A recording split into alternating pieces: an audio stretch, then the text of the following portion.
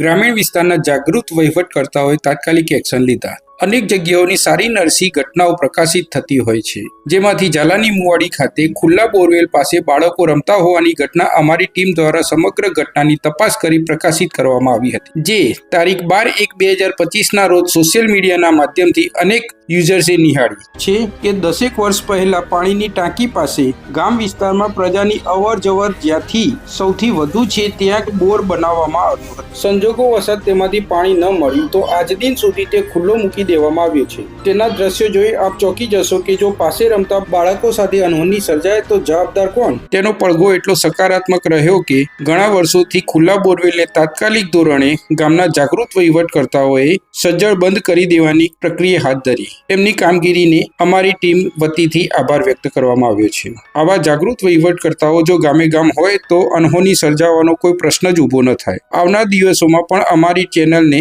સકારાત્મક પ્રતિભાવ મળતો રહે તે આશા છે। અમારી ચેનલને લાઇક, શેર અને સબસ્ક્રાઇબ કરશો અને અત્યારે અમને રજા આપો। ગૌતમ મિસ્ત્રી, સ્વદેશ ક્રાંતિ।